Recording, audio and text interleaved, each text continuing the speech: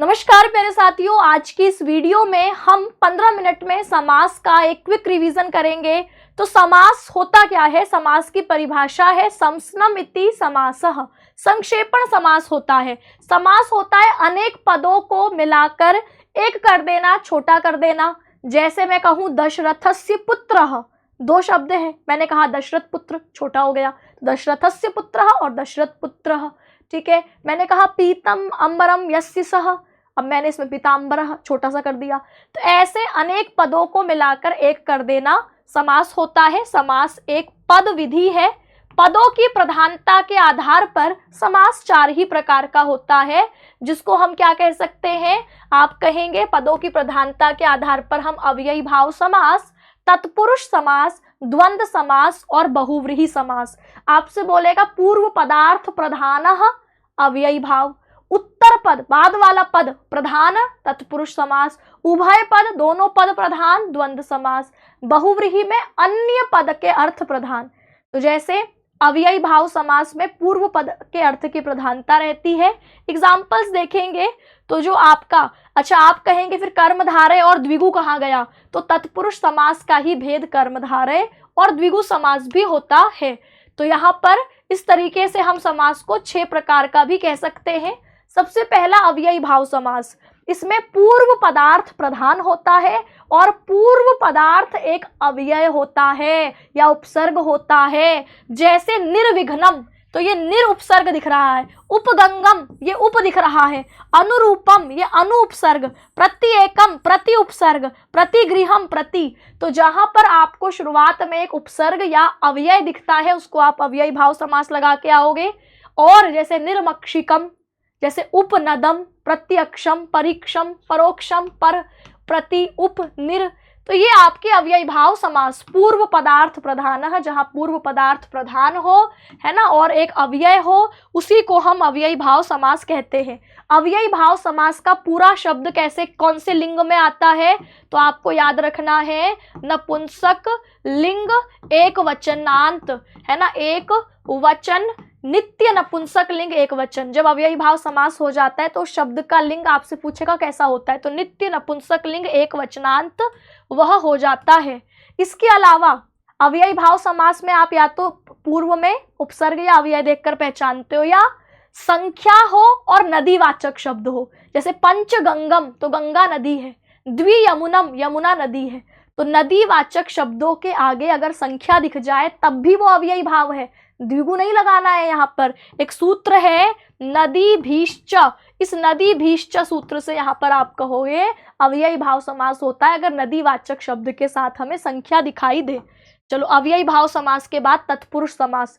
तत्पुरुष समास के में बीच में विभक्ति छुपी होती है, तो इसमें बाद वाले पद उत्तर पद की प्रधानता है और इन दोनों पदों में अलग अलग विभक्तियां अगर होती है तो उसको व्यधिकरण तत्पुरुष आप कहते हैं। ऐसी स्थिति में क्या, जब दो पद हैं दोनों में अलग अलग विभक्ति है, तो पहले वाले पद की विभक्ति का लोप कर देते हैं, गायब कर देते हैं उसको, और जिस विभक्ति को गायब करा होता है उसके आधार पर उसका नाम रखा जाता है। ये द्वितीया से शुरू होता है, जैसे शरणम आगतः, तो ये द्वितीया विभक्ति प्रथमा, द्वितीया प्रथमा, द्वितीया प्रथमा। इन सब में देखो जो पहले वाले पद में विभक्ति होगी उसी के आधार पर समास का नाम पड़ेगा। तो शरणम आगतः जो शरण को आया है, शरण प्राप्तः जिसने शरण को प्राप्त किया, सुख प्राप्तः जो सुख को प्राप्त है। तो आप कहेंगे हम पहचानेंगे कैसे, तो बीच में को छुपा है तो आप लगाना द्वितीय तत्पुरुष। आप शब्द देख रहे हैं, अगर बीच में को लगा हुआ दिख रहा है, आगतः प्राप्तः जैसे शब्द दिख रहे हैं, तो आप उसको द्वितीय तत्पुरुष समास लगा के आएंगे। अगर तृतीया पितृयुक्त पिता से युक्त, सर्पदृष्ट सांप के द्वारा दष्ट, शरविद्धः शर मतलब बाण, बाण के द्वारा विद्ध, अग्निदग्न आग से जला, धनहीन धन से हीन। तो बीच में अगर से या के द्वारा दिख रहा है तो तृतीया तत्पुरुष लगा करके आना। चतुर्थी जैसे भूत बलि भूत के लिए बलि, दान पात्रम दान के लिए पात्र, यूप दारू यूप यज्ञ स्तंभ के लिए दारू यानी लकड़ी, तो यज्ञ स्तंभ के लिए लकड़ी, स्नानार्थम स्नान के लिए, तदर्थम उसके लिए। तो के लिए अर्थ में अगर आपको समास दिख रहा है, बीच में आपको लग रहा है कि समास वाले दोनों शब्दों के बीच में के लिए था, चतुर्थी तत्पुरुष लगाएंगे। पंचमी कब लाएंगे लगाएंगे, जब बीच में से दिखेगा लेकिन वो भी अलगाव वाला या भीत भयवाचक शब्द चोर भयम, चोर से भय, तो भय में भी आप पंचमी तत्पुरुष, क्योंकि चोरात भय, चोर से भय। रोग मुक्त, रोग से मुक्त, तो अलग हो जाएगा ना, रोग से आजाद, रोग से मुक्त, तो ये से अलग होने वाला अर्थ। अश्व पतित, अश्व से पतित, अश्व से गिरा, तो भाई अलग हुआ ना। स्वर्ग पतित, स्वर्ग से पतित, स्वर्ग से गिरा। सिंह भीत, सिंह से भय, तो ये जहां पर से दिखे और डरने के अर्थ में या अलग होने वाले अर्थ में पंचमी तत्पुरुष। बीच में का की के छुपा हो, का के की छुपा हो। राजपुरुष, राजा का पुरुष। देवपति, देव का पति। नरपति, नरों का पति, नरों का स्वामी। देव पूजा, देवता की पूजा। सुख भोग, सुख का भोग। तो बीच में का के की ये छुपा हो तो आप उसको षष्ठी तत्पुरुष लगाना। सप्तमी, युद्ध निपुण, युद्ध में निपुण। कार्य कुशल, कार्य में कुशल। शास्त्र प्रवीण, शास्त्र में प्रवीण। जलमग्न, जल में मग्न, तो बीच में या पर छुपा हुआ होगा तो आप सप्तमी तत्पुरुष लगाएंगे। अब नए, नए मतलब नहीं के अर्थ में, जैसे अधार्मिक, जो धार्मिक नहीं है।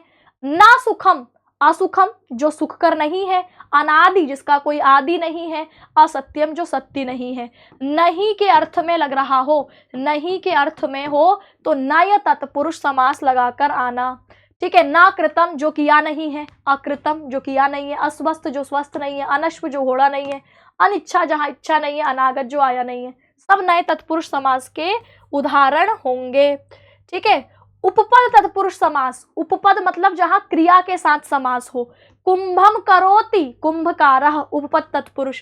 धर्मम जानाति, धर्मज्ञ, धर्म को जानने वाला, तो जानाति क्रिया हो गई। धनदः, धन को देता है, क्रिया हो गई। भारहारः, भार को ढोता है। क्रिया के साथ जब समास हो रहा है, ये एग्जाम्पल्स याद रखिए, ये उपपद तत्पुरुष के होंगे। अलुक, अलुक मतलब जहां विभक्ति का लोप ना हो, वो अलुक तत्पुरुष। जैसे आत्मने पद, ये चतुर्थी विभक्ति है, समास करने के बाद इसका लोप नहीं किया। परस्मयी पद, परस्मयी में चतुर्थी विभक्ति है, समास करने के बाद इसका लोप होना चाहिए था, नहीं हुई। युधिष्ठिर, युधि में सप्तमी विभक्ति है, समास करने के बाद विभक्ति का लोप नहीं करा। खेचर में सप्तमी है, खे में लेकिन विभक्ति का लोप नहीं करा। सरसी में भी सप्तमी है, विभक्ति का लोप नहीं करा। तो जहां पर में वाली देखो, के वाला, ये अर्थ है, विभक्ति है, लेकिन समास करने के बाद विभक्ति गायब करनी चाहिए थी, नहीं करी। तो ये एग्जाम्पल आपको अलुक तत्पुरुष समास के लगा के आने पेपर में, रिवीजन कर लो फाइनल टाइम पर।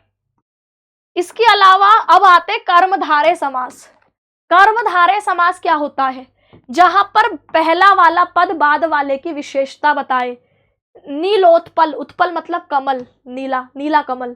भाई उत्पल की विशेषता नीले ने बता दी, तो विशेषण विशेष संबंध। विशाल वृक्ष, भाई ऐसा वृक्ष जो विशाल है। मधुर फल, ऐसा फल जो मधुर है। ज्येष्ठ पुत्र, ऐसा पुत्र जो ज्येष्ठ है। पुराजा, ऐसा राजा जो बुरा है। सुपुरुष, ऐसा पुरुष जो अच्छा है। महाराज, ऐसा राजा जो अच्छा है। तो जहां पर पहले वाला शब्द बाद वाले की विशेषता बता दे, वो कर्मधारय समास लगाना है। कई बार तुलना वाला होता है, घनश्याम, इसको उपमान और उपमेय, उपमान जिससे तुलना की जाए, उपमेय जिसकी तुलना की जाए। घनश्याम, घन के समान है, बादल के समान है जो श्याम। कमल मुख, कमल के समान है जो मुख। चंद्रमुख, चंद्रमा के समान जो मुख। नरसिंह, सिंह के समान है जो नर। तो ये आपके तुलना वाले में, ये भी कर्मधारय है, लेकिन यहाँ उपमान वाला संबंध है। कई बार दोनों विशेषण, शीतोष्णम, शीत मतलब ठंडा, उष्ण मतलब गर्म, तो दोनों विशेषण है। रक्तपीत, रक्त मतलब लाल, पीत मतलब पीला, दोनों विशेषण है। सुप्त उत्थित, सोया हुआ, उठा हुआ, दोनों विशेषण है। तो ये अभी कर्मधारय में दिखेगा। द्विगु समास तो बड़ा आसान है। पूर्व में संख्या, लेकिन संख्या के साथ कोई नदीवाचक शब्द होगा तो अव्ययी भाव, ये याद रखना है।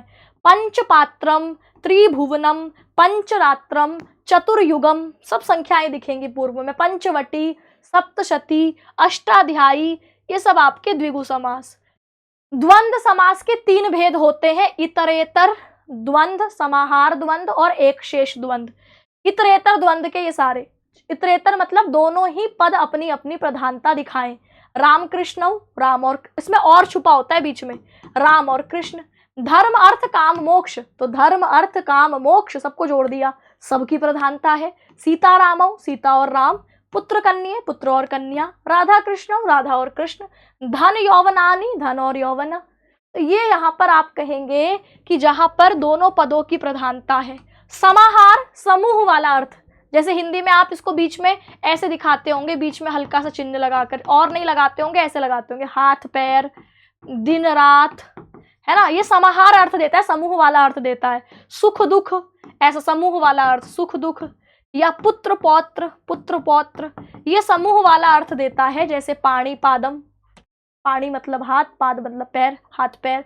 यव चड़कम, यव मतलब जौ, चड़क चना, तो ये यव चड़कम। पुत्र पौत्रम, तो ये आपके पुत्र पौत्र, ठीक है।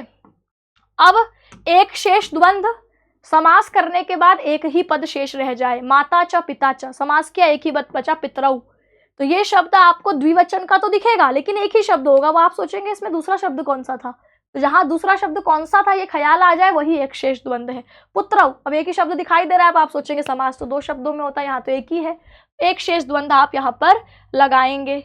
अब लास्ट हमारा बहुव्रीहि समास, दोनों पद मिलकर समास, इसमें दोनों पद की प्रधानता नहीं होती, कोई अन्य पद का अर्थ ही प्रधान होता है। और इसमें विग्रह में आप यस्यः सह लगाते हैं। जैसे दशानन, दश और आनन। अब आप कहेंगे इसमें संख्या है, तो भैया दशानन बोल करके हम 10 मुख ये नहीं दिखा रहे, हम दिखा रहे हैं कि ऐसा व्यक्ति जिसके 10 मुख है, दूसरे की तरफ इशारा कर रहा है ना। इसलिए रावण, रावण दशानन मतलब रावण लिख रहा है, इसका अर्थ रावण दिख रहा है, तो फिर ये अन्य पद की तरफ संकेत कर रहा है, इसलिए इसको हम बहुव्रीहि कहेंगे। 10 मुख हैं जिसके, ऐसा वह। 10 आननानि यस्य सह, सभी में आपको विग्रह में यस्य सह दिखेगा, तो दशाननानि यस्य सह। पीताम्बरम, पीले हैं वस्त्र जिसके, अर्थात कृष्ण। चक्रपाणम, चक्र है हाथ में जिसके, चक्रम पाणम यस्य सह। चतुर्मुखः, चत्वारि मुखानि यस्य सह। शूलपाणई, शूलम पाणव, त्रिशूल है जिसके हाथ में, शूलम पाणव यस्य सह, है ना। चंद्रमुखी, अब मुखी होगा तो फिर यस्य की जगह, यस्या स्त्रीलिंग है ना, तो चंद्र इव मुखम यस्याः सा, चंद्रमा के समान मुख है जिसका, ठीक है। तो ये आपका बहुव्रीहि समास, दोनों मिलकर के तीसरे की तरफ इशारा कर रहे हैं। जैसे समासनम, समसनम इति समासः, इसका अर्थ क्या है, तो क्या कहोगे, समसनम इति समासः मतलब आप कहने कि संक्षेपण, संक्षेपण समास है।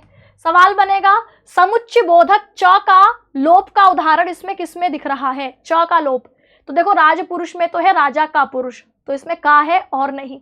गायन कुशल, इसका अर्थ है गायन में कुशल, इसमें भी और नहीं है। सीता रामौ, सीता और राम, यहाँ और है, यहाँ और है। विद्याधन, भाई विद्या धन है जिसका, है ना, विद्याधन है जिसका, यहाँ पर भी और नहीं है। विद्या रूपी धन भी कह सकते हैं। जहां विभक्ति का लोप ना हो, जहां विभक्ति का लोप ना हो, वो समास क्या होगा, अलुक समास भाई। जैसे परस्मै पदम, आत्मने पदम, खेचरः, सरसिजम, युधिष्ठिरः, ये इसके एग्जाम्पल हैं। निम्न में अलुक समास का उदाहरण नहीं है, बताओ, जो है वो पता कर लो, जो नहीं है वो अपने आप पहचान लोगे। तो युधि है, सप्तमी विभक्ति है, समास करने के बाद लोप नहीं किया, तो अलुक हो गया, अलुक मतलब लोप नहीं किया। खेचर भी अलुक का है, वनेचर भी है, लेकिन राजपुरुष, इसका अर्थ है राजा का पुरुष। अब इसकी षष्ठी विभक्ति गायब कर रखी है, क्योंकि ये शब्द था राज्ञः पुरुषः, लेकिन आपको ये राज्ञः दिख रहा है, यहाँ नहीं दिख रहा, तो यानी विभक्ति का लोप कर रखा है। और हमें चाहिए अलुक, जहां विभक्ति का लोप ना हो। पद प्रधानता के आधार पर समास के मुख्य भेद बताइए, क्या कर दोगे भैया, पदों की प्रधानता के आधार पर 4 भेद हैं। ऐसे सवाल आप देखोगे पेपर में आएंगे। निम्नलिखित में समास का मुख्य भेद कौन सा नहीं है, तो देखो द्विगु ना मुख्य भेद नहीं है। द्विगु आप देखेंगे जो तत्पुरुष है, तत्पुरुष का ही जब दोनों शब्दों में समान विभक्ति हो जाती है तो उसी को कर्मधारय कह देते हैं, इसी का भेद है। जब ये विशेषण विशेष संबंध को दिखाता है, जब विशेषण हमारा एक संख्या बन जाता है तो उसी को द्विगु कह देते हैं, तो ये अलग से थोड़े है। तत्पुरुष समास का उपभेद है, तत्पुरुष समास का उपभेद बोला है तो आप कहेंगे कर्मधारय। लास्ट क्वेश्चन का जवाब कमेंट में दे देना, पूर्व पदार्थ प्रधानो अव्ययी भावः, ये कौन सा समास है। इसी तरीके की वीडियोस के लिए आप टीचिंग बाय रोजगार विद अंकित को सब्सक्राइब कर लीजिए। नमस्कार।